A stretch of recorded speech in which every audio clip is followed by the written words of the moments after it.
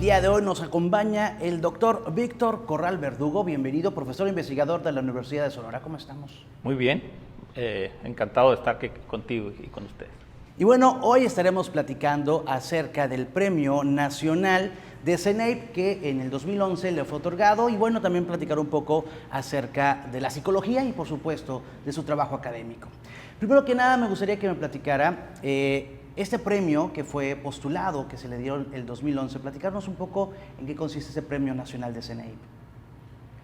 Bueno, en realidad es un reconocimiento y me fue otorgado por trayectoria en investigación. O sea, hay una modalidad también de enseñanza, dado que el consejo, como su nombre lo indica, tiene que ver con eso, con incentivar la enseñanza y la investigación en la profesión psicológica y de una manera particular en el contexto de las universidades mexicanas, ¿no? Sí. Y en ese momento, cuando fue postulado y sucedió el premio, ¿cuáles eran los trabajos acerca de investigación y enseñanza de psicología que estaba realizando? Bien, como lo mencioné hace un momento, el reconocimiento está más orientado hacia la investigación. Hace muchos años de esto, ¿no? Hace 10 años. Lo que yo recuerdo es que acababa de ser incorporado recientemente al Sistema Nacional de Investigadores en el nivel 3, que es el máximo reconocimiento que da el SNIA a los investigadores en este país. Mi área de investigación es la psicología ambiental y esta trata acerca de las relaciones recíprocas que existen o de las influencias recíprocas que existen entre las personas y su medio ambiente. Es decir, de qué forma el ambiente nos afecta como personas y de qué forma nosotros afectamos al ambiente. ¿Sí? Reconociendo que, por supuesto, en cualquier situación, en cualquier momento, nosotros estamos teniendo un efecto en el ambiente y el ambiente nos está afectando también. ¿Sí? Recuerdo que en ese tiempo había un gran boom de colaboración, había mucho incentivo para trabajar en redes. Teníamos trabajo con investigadores norteamericanos, europeos, de Nueva Zelanda, japoneses, en fin, gente de todos lados. Entonces había mucho movimiento, había un gran dinamismo en la investigación. ¿Sí? Muchas publicaciones también, por supuesto, ¿no? Sí. Y en el caso cuando recibe este premio, para usted, en su trayectoria, ¿qué significó que le otorgaran este premio de investigación nacional? Bueno, yo me sentí muy contento, ¿no? Fue una sorpresa en realidad. Yo no había tenido mucho contacto así con el CENEIP, lo conocía por supuesto, muchos de sus directivos y personas importantes en el CENEIP eran y son amigos míos, pero yo no había trabajado realmente dentro del consejo, ¿no? Pues sentí una gran alegría y pues orgullo también, por supuesto, ¿no? Y esto fue secundado también por recibir ese mismo año la noticia de que se me otorgaba el premio mexicano de psicología, ¿no? Premio Nacional de Psicología. Entonces vino doble, ¿no? Porque son los dos más grandes reconocimientos que existen para en la psicología mexicana. Pues bueno, yo creo que son dos grandes reconocimientos por gran trayectoria y trabajo, y como usted bien dice, ¿no? Son reconocimientos que al final de cuentas son los más importantes dentro del rubro en el que trabaja. Ahorita que hablaba de esta investigación, que usted trabaja mucho con la psicología ambiental, han pasado 10 años, a partir de hacer un poco de remembranza, esos 10 años a la fecha, ¿cómo han cambiado el tipo de investigación en ese sector y los hallazgos que tuvo en aquel momento, cómo se ven reflejados ahora? Bueno, nosotros empezamos a hacer pininos desde los 90s, en realidad, cuando iniciamos el doctorado, cuando inicié el doctorado en psicología ambiental. De hecho, para mí fue sorprendente cuando me enteré que estábamos en la generación que inició un área dentro de la psicología ambiental, una vertiente que se llama la psicología de la conservación ambiental. Cuando yo les preguntaba a mis profesores, oigan, yo necesito su ayuda, ellos me decían, bueno, sí te vamos a ayudar, pero resulta que el experto eres tú, y el experto es tu compañero y tu compañera. Yo no era consciente de que estábamos iniciando un movimiento a nivel internacional. Entonces, de ahí al 2010, al 2011, cuando ocurrieron estas cosas, pues bueno, pasó un buen tiempo. Yo creo que fue una época dorada para la psicología ambiental. Formamos algunas agrupaciones, nos reuníamos muy frecuentemente, y cuando hablo de reuniones me refiero a que Si teníamos un meeting en Roma y a los 3 meses estábamos en París y luego estábamos en Australia y así, ¿no? En Japón, en Brasil, por todos lados. Un grupo muy unido. Ahora está más bien en manos de jóvenes. Ese es el primer cambio. Por supuesto, en aquel tiempo los jóvenes éramos nosotros. Pero uno de los primeros cambios que yo veo hay muchos, ¿no? Pero uno evidentemente es esta situación a la que nos ha llevado la pandemia, ¿no? Ya desde hacía rato habíamos discutido la necesidad de disminuir los viajes, ¿no? Por el impacto que tiene por la huella de carbono, pues, ¿no? En el medio ambiente. Pero ahora esto se ha modificado radicalmente. Yo tengo 2 años, 2 años, que no veo a mis colegas, ¿no? Y creo que entre ellos tampoco se han visto. Este es el primer cambio. Pero además tenemos la situación del COVID per se.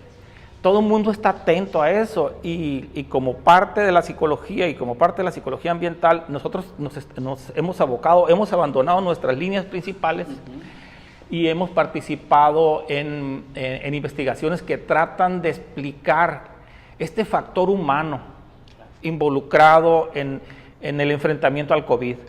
O sea, ¿cómo nos afectó el COVID psicológicamente? ¿Cómo es que nosotros como personas, o qué es lo que estamos haciendo, qué es lo que nos lleva a actuar de manera responsable para cuidarnos y para cuidar a otros? Y lo sorprendente de este asunto, lo comentaba hace rato con Lidia, es que las preguntas que nos hacíamos hace unos meses ahora están cambiando también. ¿Sí? O sea, es vertiginoso esto. Si antes nos preguntábamos, ¿cómo hacer para que las personas utilicen mascarillas?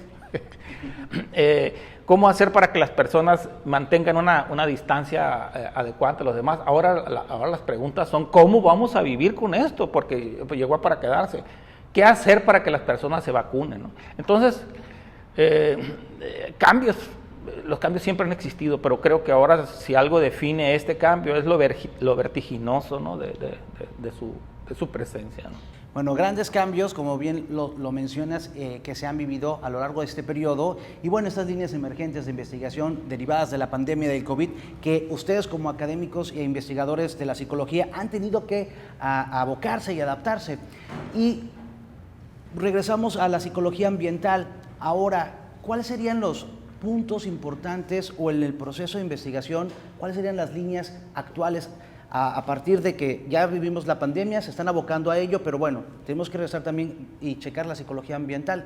¿Cuáles serían las líneas más importantes a seguir en esos momentos? Esa es una muy buena pregunta. Aparentemente, y por la urgencia de la situación, el COVID es el problema a enfrentar, pero en realidad, detrás del COVID y con una presencia ominosa y más potente, se encuentran problemas más serios aún. De hecho, el COVID es una manifestación de esos problemas, no es la causa de ellos, es nada más un pedacito. El cambio climático. ¿Sí? Del cambio climático se deriva todo lo que tú quieras. Y por supuesto, al cambio climático se le agregan, así como en el choque de las galaxias, ¿no? se le agregan otros problemas como la pobreza, la violencia, la inequidad, ¿no? Entonces, si queremos resolver o si queremos enfrentar de una manera efectiva estos problemas que se van a seguir presentando, como lo de las pandemias, tenemos que volver a esta discusión al respecto de qué es lo que vamos a hacer para enfrentar un problema que ya está aquí y que solo podemos mitigar, no lo podemos eliminar. Esta es otra situación así casi inédita en la humanidad, porque estamos acostumbrados, los científicos y los gobiernos, ¿no?, a pensar que los seres humanos podemos solucionar todos los problemas. El cambio climático no se va a solucionar, está aquí ya. Lo que podemos hacer es atemperarlo y aprender a adaptarnos a él. Bien mencionas, ¿no? El problema del cambio climático es algo que por mucho tiempo se ha mencionado, desde hace muchos años. Escucho y las cosas no se solucionan de la noche a la mañana. Y como dices, ya está aquí. Y algo importante que mencionas, adaptarnos.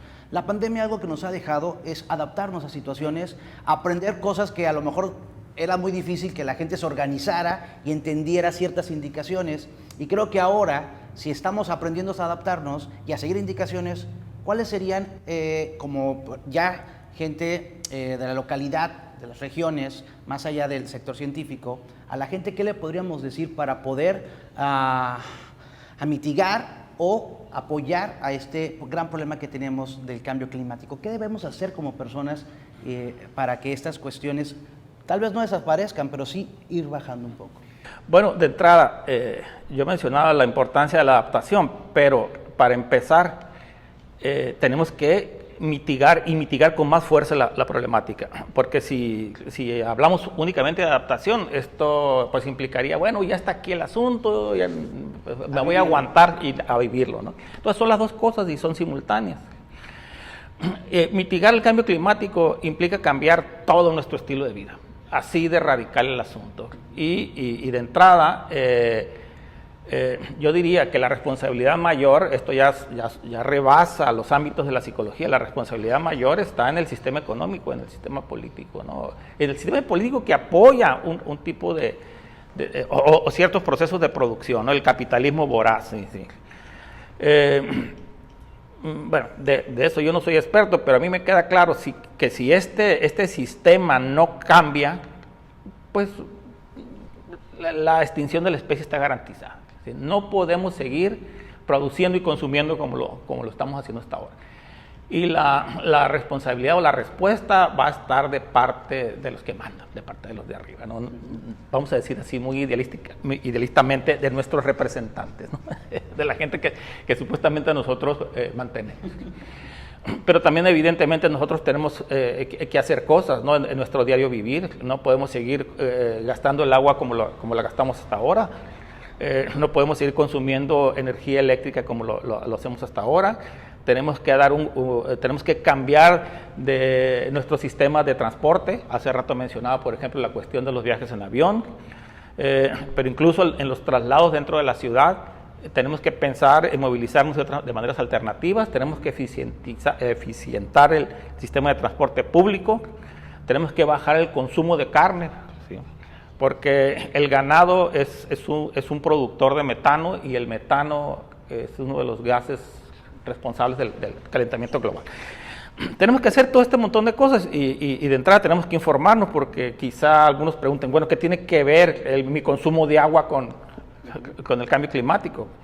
¿Qué tiene que ver el que yo consuma carne? Bueno, todo tiene que ver, ¿no? Definitivamente. Entonces, en esas decisiones para la mitigación está una buena parte de la solución, aunque sea atemperarla. Porque, insisto, aquí el asunto no es de que nos va a ir mal, no, nos puede ir tan mal que podemos desaparecer, ¿sí? La civilización puede colapsar y en unas pocas décadas. Esto no es un juego, esto no es cualquier cosa, pues, ¿no? Y evidentemente la otra área que es también bastante complicada, acerca de mitigación sabemos muchísimo, ¿sí? Y una buena parte de esta respuesta, de la respuesta mitigadora, tiene que ver con el aspecto humano, ¿sí? El aspecto cultural, el aspecto psicológico, el aspecto educativo, incluso el aspecto legal. No, es claro que lo técnico tiene que ver, pero no es verdad que la tecnología vaya a resolver este problema, ¿sí? La tecnología al margen del humano no sirve, ¿sí? Los humanos utilizamos la tecnología. Y en el caso de la adaptación es lo mismo también, ¿no? Y yo diría que no solamente se va a tratar de que los expertos le digan o le digamos a la población, bueno, yo no me considero un experto en esto, pero bueno, que los expertos le digan a la población qué es lo que tiene que hacer.